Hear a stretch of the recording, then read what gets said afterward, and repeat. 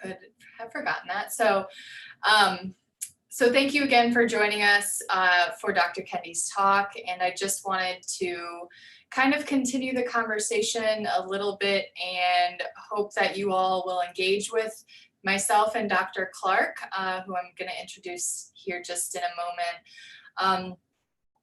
Dr. Kendi's talk obviously was more focused on being anti-racist in our own communities, not only I think in our at-home communities, but also our campus communities. So I'm going to talk a little bit about first just what sustainability is and why racial justice is even connected to sustainability, because there is a connection, but I think we have to just explain that a little bit. But before I do that, I'm going to introduce Dr. Maya Clark, who will be kind of having this conversation back and forth. And just a reminder, if you guys can put your questions in the chat and we will try to answer a couple of those. We have allocated until 3 o'clock for the conversation.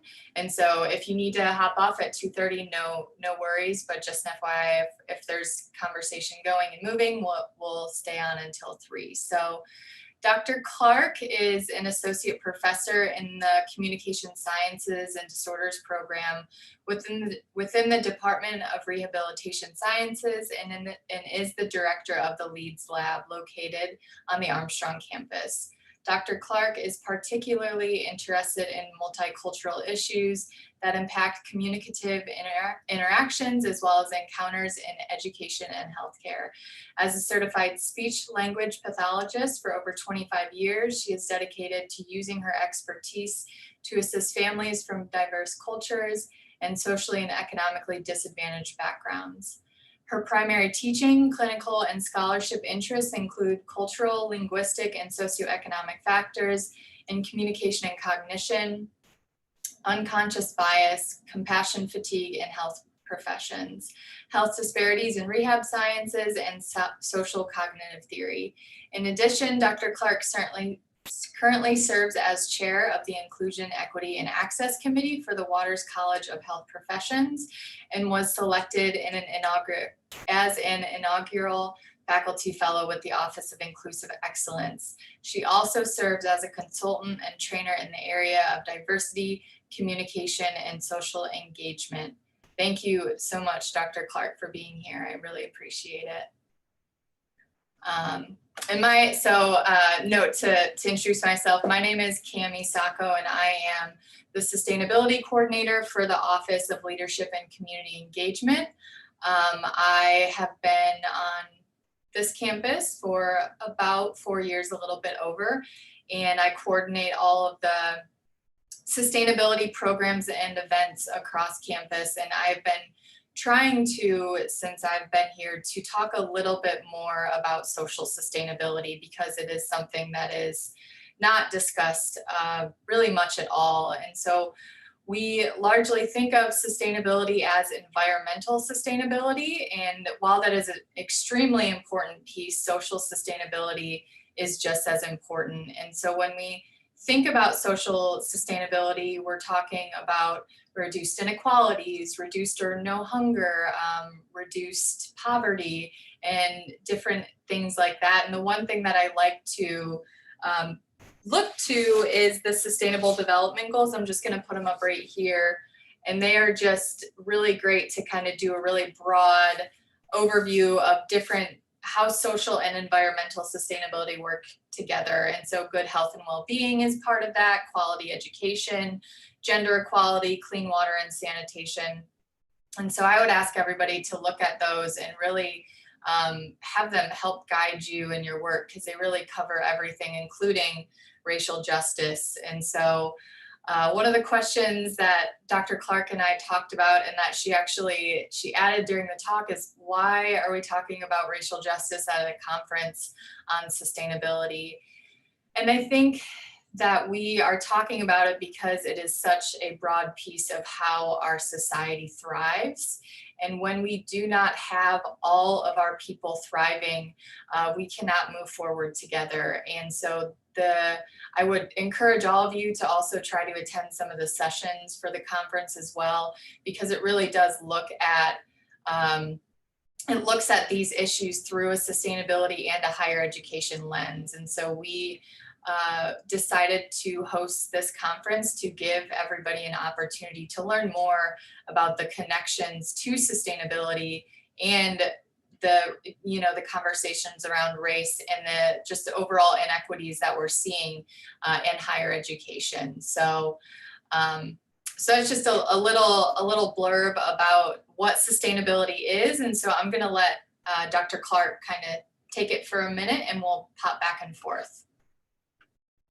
So as Cami said, we really wanted to talk a bit about the intersection of climate change and racial justice because it's something that is rarely discussed.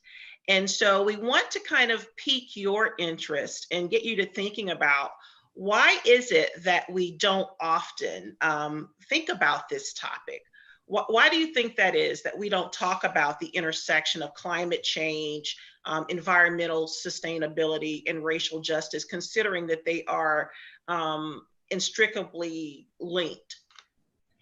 Yeah, I think that there's this concept of not in my backyard, which is discussed kind of more on in the environmental space, that if it doesn't affect you as an individual, you don't think that it matters.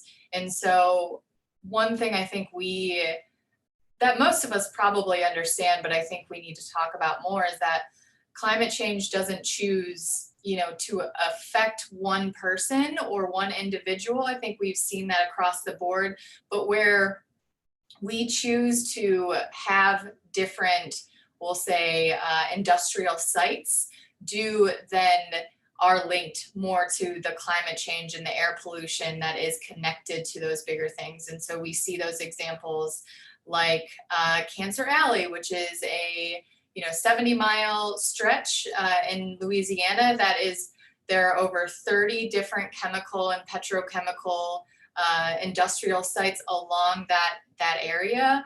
And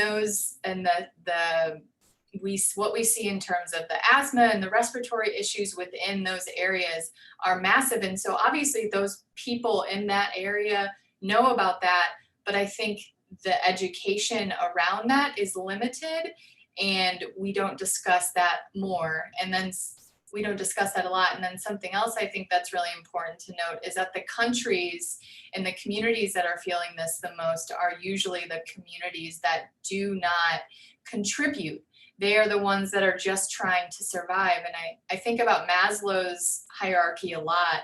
And so when you think about who's an environmentalist, you have to have your needs met as a human before you're able to really think about, fighting for something, if you're just fighting to live. And so I think that's something that a lot of people sometimes don't have the ability to fight because they're just trying to live. And so that's where people like us that have more privileged spaces and areas should step up and do more of that fighting. Absolutely. So another thing that we want to chat about is what are just some examples that we know about and that we've seen in our area that are around our campuses. One of the things I think most people readily know, even if they haven't thought about it intently, is how Black, Brown, and Indigenous populations and those who are low income and live in those low income neighborhoods are disproportionately impacted by toxic pollutants. And if you think about Savannah in itself, if you look at some of the neighborhoods like Carver Heights, that's plagued with flooding, or Hudson Hill, these neighborhoods are often close to industry. And because of those industries, like the Savannah port, which is the third largest port in the country, in the United States, in industrial paper, a lot of those areas in the Port District, in the Garden City area, that produces a lot of toxins, a lot of pollutants, are bordering or actually in neighborhoods that are highly populated by minority populations and those who have lower economic status. And if you look outside of our community, you see it all over the country. You see it in Louisiana when we had the devastating hurricane Katrina. The lower ward was flooded, and the populations that were most significantly impacted were those that were Black and brown, those who had lesser resources to mobilize and even move themselves out of harm's way. And you see it in other places too. You mentioned Cancer Alley. We've all heard about the issues with water quality in Flint, Michigan, and they're still struggling with that issue now. And you hardly ever see these issues popping up in neighborhoods that are not minority and that are middle class or upper class. If you look at where the landfills are, where the trucking depots are, where the incinerators are, you can guarantee it's back to what you said, the not in my backyard perspective for many of the populations that are in the majority and who have sufficient financial resource for sure. Yeah, and something else I just thought about that also would be in my head contributed to is I don't know if anybody or some people might have heard the dead zone, which is at the end of the Mississippi River where all of the pollutants flood out and it's killing off the marine life, and that is therefore taking away the ability of some fishermen, which are their livelihoods, which are likely communities or people of color that's where they've been getting, or they have their livelihoods for so many years, but because of all of the pesticides and herbicides that are used by the agriculture industry, that then feeds into that dead zone and therefore also has a negative effect of minority populations and or just people that are in poverty that really depend on that marine ecosystem for their livelihood. So why should people care? It's like the number one question. People are, for me it's obvious, but I think sometimes people don't see the connection why it's important. Well, for one thing, we all live in the same space, right? And so if you care about the environment where you live, if you care about environmental change and the impact that changes in the environment have on people, then you quickly understand that environmental sustainability and racial justice go hand in hand. If you think about the examples that we just gave, everyone should care about that. Everyone should care that our neighbors don't have clean water. Everyone should care that our neighbors are being unfairly subjected to carcinogens and to toxic pollution. And because these things are then connected to other issues like health issues, we see individuals in those neighborhoods having higher incidence of asthma, higher incidence of cancer and other respiratory diseases. And so if you think about that, that's a huge issue.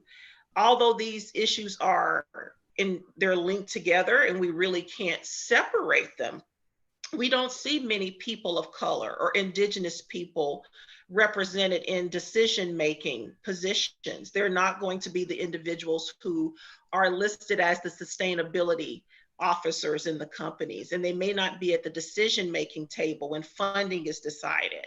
And so what we're doing is increasing the divide and increasing the problem. And we create what we see as a health crisis. And we've seen that in our country now, as we look at the health disparities that have popped up around the pandemic that we've had as of late, that there are certain populations because of where they live who found themselves disproportionately impacted. Yeah, and something else too, after Hurricane Katrina, the communities that were built faster were not the low income BIPOC communities. They were the white affluent communities. And so not only do you not have the ability to save yourself or protect your community, you have a lesser chance of rebuilding and returning back to your way of living after disaster strikes. And you have no equity to stand on because you weren't given any in the beginning. Absolutely. Yeah. So when you think about the work that can be done to kind of mitigate these issues, what are some organizations that you're aware of that focuses on environmental sustainability and racial justice in our area or the surrounding areas of our campuses? Right. So the term that is largely used kind of in the space in the intersection is environmental justice, and those kind of bring those two terms together. And so what I reached out to a colleague, I know of one in Savannah, which I'm going to talk about a little bit more in depth, but I'll let you guys know the ones that he had told me, and then I'm going to talk about Harambe House a little bit. But the West Atlanta Watershed Authority, they're located in Atlanta. Eco Action, Georgia Wand, the Partnership for Southern Equity has done a lot of work in Savannah and in Southeast Georgia. I think sometimes Southeast Georgia can feel a little left out in the Georgia picture, but they have been working a lot with Harambe House and folks in Savannah. And then Undoing Racism, the People's Institute for Survival and Beyond, and then Citizens for Clean Air and Water. I want to talk about the Harambe House for a moment because they are located in Savannah, and they are an environmental justice organization that has been around since the late 1980s. Daoud and Dr. McLean have been a two-person nonprofit work for many years. They've had students kind of come in and out, but they are on the ground in those neighborhoods that we talked about earlier, like Hudson Hill. And so if you don't know Savannah very well, Hudson Hill and Gardner City and Carver Heights, as Dr. Clark had mentioned, if you take the Pooler exit and you keep going until you hit the water, you hit the river, that's what you're kind of running into. So it's not downtown Savannah. It's really kind of this pushed away neighborhood that you don't see. And sometimes I think that that's done intentionally, but you don't see the industry that lives there and therefore the people that live there. But Harambe House really focuses on that. And right now they're working on an air quality project that is incorporating and looking at what the air quality is in those neighborhoods and then therefore how to mitigate it. They're also working with, there's a group called the Climate Reality Project that is working to move towards 100% renewable energy in Savannah. And that is, in that plan, they're also working with the city of Savannah to make frontline and fence line communities #1 in that plan. And so they are centering those communities. And so Harambe House is just a fantastic group, and they're local, and I really would any people that are trying to get out and get their students or get involved with any sort of environmental justice things in the area, that they definitely are the go-to. All right, so I think the biggest overall question that we've thought about is, what is the role in your field? I think everybody on here comes from a different place, right? Some are faculty, some are staff, some are students, some are, later in their tenure, some are just starting. What can they do, and how can they help? So for me, I would ask that you think about this intersection of environmental sustainability and racial justice, and think about what can you share with your colleagues? How can you increase both your own awareness as well as the awareness of the people around you? If you are interacting with students, how can you better prepare students to understand the issues and to address the issues from a discipline-specific perspective? For us, anytime you do a talk like this, you usually want to leave individuals with a call to action. And for us, we feel like it's a call to learn. As an educator or as staff, this is a call to learn. And one, as Dr. Kendi mentioned, think about what's happening that's unique to our campus. Our campus is releasing its Inclusive Excellence Plan. So one of the things I would challenge you to do is to start with our Inclusive Excellence Plan and make sure you understand the direction that our campus communities are moving into. Do you understand social sustainability and racial justice as it relates to the United Nations Sustainability Development Goals? What's happening around the world, which includes us? It seems like a really wide lens, but we're a part of that global picture. And I would seek out agencies like the Harambe House that Cami mentioned, so that you can get involved in working in your area. And be okay with being uncomfortable. The interviewee mentioned that sometimes it seems like a daunting task. How do I get involved when it seems like I'm the only one? But to his point, we have to build a strong, our campuses are simply microcosms of the greater community. And so we want to look within and try to build a strong community, because if there's been an injustice, and we know that there have been, if we just look at the neighborhoods and how they're exposed to toxins and where they're located, there have been injustices. So there is need for repair. And we have to be active in our pursuit of being anti-racist in our policies, and anti-racist in our support for communities that didn't necessarily have a say in the current situation that they find themselves in. Right, and I think a lot of students sometimes think that they're just here and they leave. And I think another thing that we could do is help students realize that this is their community. You know, that they are, yes, they are just here for 4 years, or even if they're just here for 9 months, they leave for 3 and they come back for 9. Wherever they are at that moment in time is their community, and then treating it so. And if they don't treat it so, then they're not going to be able to move forward in those areas. And so kind of connecting to, you know, having courage and being uncomfortable and being okay with slipping up and making mistakes, and then moving on and moving past it and saying, okay, I will do better and I will move forward. And I think that Dr. Kendi spoke about that really well, also just about how we need to have the courage to move forward and the courage to be vulnerable in our conversations.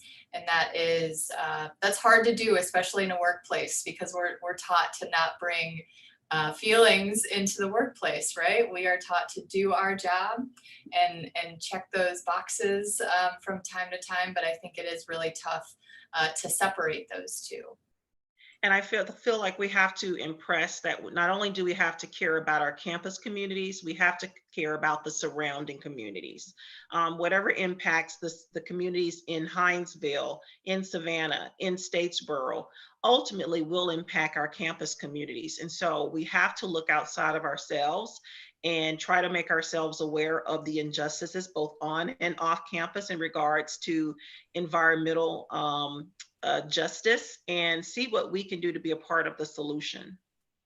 Yeah, and then just the bigger picture of this is a collective issue, right? Climate change is not, well, the air pollution can be very just in that short kind of regional area. Climate change is a global issue, and it's not something that we can tackle as an individual. We have to come at it together, whether that can start as a family, as a class, as a campus community, as a, you know, a small city. Wherever you're at, there's the ability to learn and do the work. So we have, I don't know if anybody has any questions, but we have a couple, just some things that we wanted to leave you with if nobody does have questions. And so there are some principles that were created in the mid-90s that were kind of meant to guide environmental justice work. And so we just wanted to leave you with what those principles are. And those are to remember to be inclusive, to emphasize on organizing from the bottom up, to let people speak for themselves, to work together in solidarity, to build just relationships among ourselves, and to always remember to keep the commitment to self-transformation. And so Dr. Clark, do you have anything else to add? I think those principles, the Jimenez principles, they work very well with what Dr. Kendi said to us. And as we talked about, not being able to do this alone, we have to be inclusive of those around us in the decision-making process and work in solidarity with those like-minded individuals. But foremost, I think we have to be committed to that self-transformation. Many of the things that we're talking about now are not things we knew. So we had to make ourselves aware and sometimes unlearn things that we thought were okay. And bringing people to the table, that inclusive part about letting people speak for themselves as we're creating policy, as we're creating solutions and ways out of some of these issues. We want to let people speak for themselves, have the people who are being impacted at the table, rather than simply delivering solutions to them that really don't work for those communities. So emphasizing that organization from the bottom up, I think, is wonderful because we're starting at the ground and connecting with the people there. Yeah, one other thing that I think I really love that Dr. Kendi had said is bringing the word racism back into our linguistics, because we don't, I think we're scared of the word because it has such an intense background. But the more we share that word, the more we're able to have conversations about it. And then we're breaking down those walls and those barriers to be okay to be in that uncomfortable space with the word. Absolutely. Okay, everyone. Well, we really thank you for being here, and we appreciate it. And if you have any follow-up questions, I'm here, and as is Dr. Clark, and we're very thankful that you were able to join us. So thanks again, and we hope you have a great rest of your day. Thank you for joining.